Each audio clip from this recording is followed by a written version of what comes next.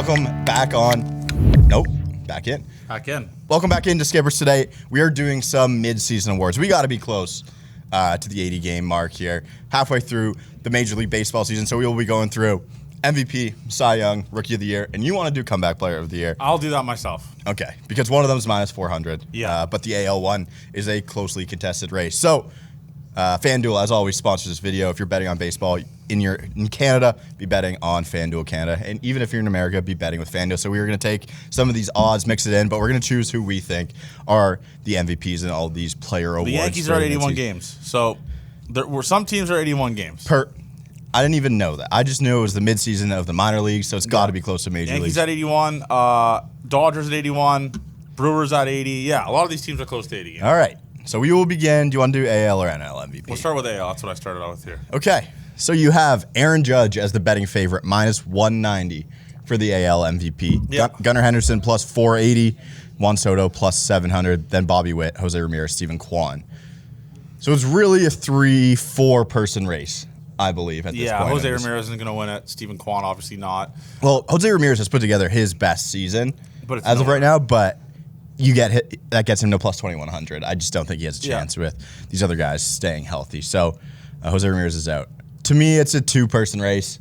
Both of these guys have amassed over 5 wins. They're both like 5.5 wins. I know you can't win half a game, so they're close there. Aaron Judge, Gunnar Henderson. Johnny, who's your pick? I'm choosing Aaron Judge. I mean, the guy was terrible in the month of April. We saw it in Toronto.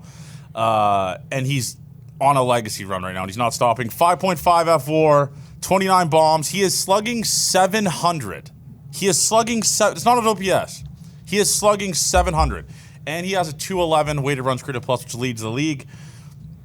It's Aaron Judge for me by a landslide. I know it's the chalk favorite, minus 190 on FanDuel Canada, but it's not even a close race in my opinion. I think Aaron Judge is kind of light years ahead of where Gunnar is in terms of who should win the MVP right now, and that's what the odds indicate.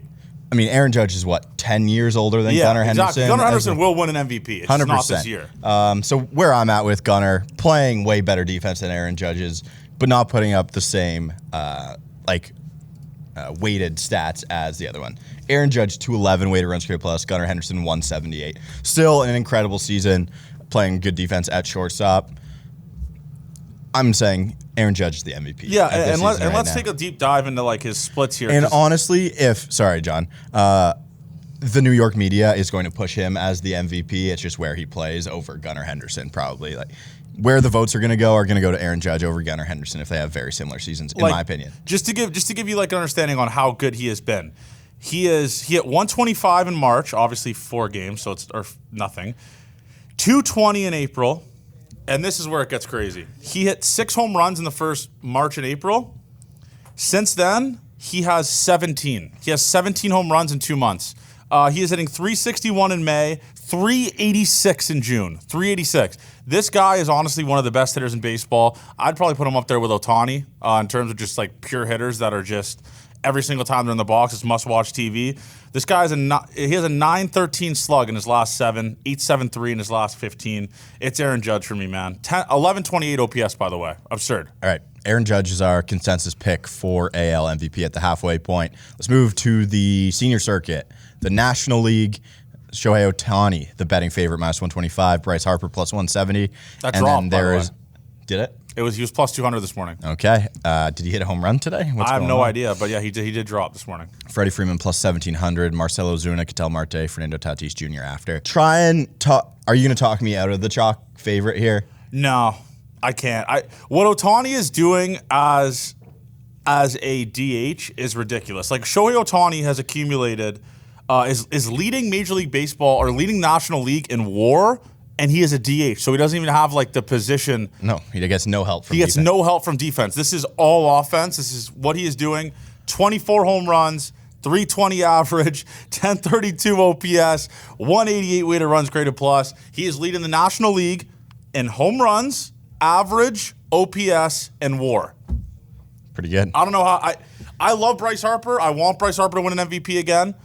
It's impossible to do it with this guy in your league. It's impossible to do it. Yeah, if he's going to win one. So that's our preseason thing. I said, look out for Shohei Ohtani to win MVP because he can finally just focus totally on hitting. Yeah. He's a guy who likes to do both, obviously. Yeah. And he's learned how to do that very successfully. But he's just locked in at the plate right now. No other distractions. Get out there and hit. He's got the higher WAR than Harper. Unbelievable. Better weighted runs created plus Shohei Ohtani over Bryce Harper for me. For me, Avery, he doesn't even need to pitch to accumulate how much he's worth. No, it almost you wonder if the hitting has taken a beating because of him pitching before. I know he was doing both, but mentally maybe puts him in every 5 days have to do your throwing routine 2 days before a start, 3 days before a start. Listen, he's unbelievable. So that's my MVP for. Let's move to the pitchers. American League Cy Young Award. Tarek Skubal is the favorite, plus 190. Corbin Burns close behind him at plus 300. Tanner Houck plus 950. Then you have Garrett Crochet, Logan Gilbert, Cole Reagans are the next three. I don't get this one. I don't get why Tarek Skubal's a favorite. Why? We're going to my pick then. Tanner Houck is my pick so far this season. Okay. Tanner Houck, 2.18 ERA, lowest in the American League. He leads MLB pitchers in F WAR at 3.6. He has an opponent average of 211, and he has .97 WHIP. He has also more innings pitched than Tarek Skubal. The only category that he is lower in than him is WHIP and innings and strikeouts. He's leading in almost every single category. Tanner Houck being the third guy at plus 950, there's got to be some value here, man. He has been unbelievable. We saw it last night against the Jays, or 2 nights ago, against the Jays. Tanner Houck is my pick. I think he's better than Corbin Burns. I think as a pitcher, having a better whip and having a better strikeout shows that things are going better. Those are controllable things for a pitcher. So when Skubal wins those for me, that makes him better in my opinion. Like ERA is a stat that you see right away all the time, so it's fancy. But the fact that he can strike more people out and a lower whip, walks and hits that he's given up, I'm in on Skubal to win this. I was in on Skubal to win preseason as well. That was going to be my pick in the American League. Corbin Burns is just there in an awesome spot as well, going deep into games, able to win with the O's. But Skubal is my pick. So I know you're talking about whip, which is fine. Tariq Skubal has a .03 difference in whip. This is .94 and Houck is .97. Like it's not that crazy. No. And they're both good at limiting. Tanner Houck has pitched 7 more innings than him. So, I understand that. I just think Tanner Houck's the numbers just come off the charts more for me. I mean, Tariq Skubal, 10 points less in opponent average and 3 points less in whip. Like, not that crazy. I know the strikeouts are significant, or 11 strikeouts higher and 7 less innings, but yeah, Tanner Houck's been awesome, man. Really good. Your thing for Corbin Burns, do you think he's the third in this one? I think he's the third. I think Tanner Houck he's impressed me more than Corbin Burns. Corbin Burns. Do you think Corbin Burns is going to get the bump because of how good of the team he's on? That also plays a massive factor in it. But I mean, Corbin Burns, whip above 1, opponent average 209. Strikeouts are there as well. But yeah, Tanner Houck has just been. He's honestly one of the main reasons why a Red Sox team, who many pegged to be last place in the American League East, isn't. He leads pitchers in WAR. Like, he's one of the most valuable pitchers according to WAR in baseball. So, Tanner Houck is my pick. All right, there we go. National League. Zach Wheeler, the favorite at plus 250. Obviously not a heavy favorite like some of the other awards we have. Tyler Glasnow plus 350. Ranger Suarez plus 500.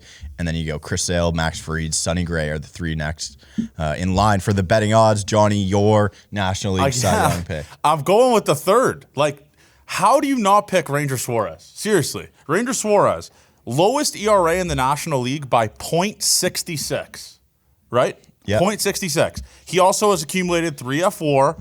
His whip is .93. He leads the league in complete game shutouts as well. I think Ranger Suarez, for me, should be flip-flopped with Zach Wheeler. Okay.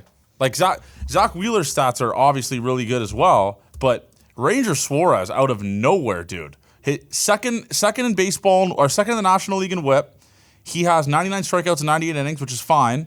And his ERA is 2.01. It's like, I know ERA is the old man stat everyone uses and all that, but he almost has a sub-2 ERA, and we are almost in July. We're 5 days away from July. So for me, it's Ranger Suarez. That's the clear cut. Well, he has 1 complete game shutout. Yeah, right? That's a narrative stat, narrative ball. Yeah. Tyler Glasnow is going to be my pick. just insane amount of strikeouts. 135 strikeouts at this point in the season. That is 36 more strikeouts than Ranger Suarez. He's throwing 1 2/3 more than Ranger Suarez at this point. Giving up way more earned runs. That is true. But the things he can control, whip, 0.87.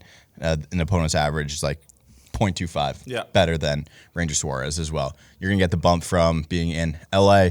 I like Tyler Glasnow as my pick. I could see that as well. I'm really confused with why Zach Wheeler's kind of so high on this list. Yeah. Strikeouts are there. The ERA is 2.73, which is 72 points higher than Ranger Suarez. I think Ranger Suarez is the best pitcher as of right now on the Phillies. It's not even really close. Yep. There you go. Okay. Let's move to the Rookie of the Year. Luis Seal is the betting favorite as of right now, -110. Willie Abreu plus 420. Mason Miller shot down these boys, plus 500. He's kind of Colton Cowser, Wyatt Langford, Ceddanne Rafaela are the next three. Crazy how. Yeah, I know. Crazy how this one's worked out. Luis Seal is by far, in a way, the correct answer right now, but I think you can bet other people to win this award. Yeah, we're doing it just based off of to this point and to this Luis Seal is undoubtedly the Rookie of the Year to this point. He leads rookie pitchers in innings pitched. I know we're bringing up WAR a lot here. WAR, 97 punchies and 81 innings pitched. That's the best for rookie pitchers. 2.77 ERA. The whip is a little bit like 1.08, which he'll probably. The walks are going to. The walks are going to really screw him over. And he also has the lowest opponent average for all rookie pitchers in baseball or starting pitchers. So this is Luis Hill's award to lose as of right now. Who are you on? I think you should sprinkle a little bit on Wyatt Langford here. Just an insane second half where the Texas Rangers should get some help from pitching as well, where the eyes go to the Texas Rangers as well with Wyatt Langford. It's not a lot here, but plus 1,000, I would do a little bit of $10 to win 100, right? A little sprinkle on Wyatt Langford. Mm-hmm. Luis Hill is, like I said before, it's his award to lose to this point in the season. So I think there is some value on other guys around this point as well, because we do have half of the season left. Yeah. And Wyatt Langford, after being hurt, really, really bad first half. I think some of those stats can come together. Because Colton Cowser, he's kind of fallen off as well back. But I like Hill right now, and maybe a little sprinkle on Wyatt Langford at plus 1,000. National League Rookie of the Year, Paul Skeens. Every second I look at this, he becomes more and more of a favorite. Paul Skeens -220. Jackson Merrill, Shota Imanaga, Joey Ortiz, Jared Jones, Mason Wynn are all of the six top in the betting odds for the National League Rookie of the season. Paul Skeens is just the pitcher that was promised. It's Paul Skeens, and it's not really close. Number 1 overall pick from the year before, gets the hype, comes up, lives up to the hype. I'll just read you some crazy stats. He's only pitched 46 innings this year for the Pittsburgh Pirates, and he is tied for third on the team in FWAR with 1.5 and just 46 innings. 2.14 ERA, but the numbers that really come off the board here for you, 61 strikeouts and 48 innings pitched. Ridiculous. And since his debut, he is one of the best statistical pitchers in all of baseball. Paul Skeens going to do this for the rest of the year, probably the remainder of his career if he stays healthy.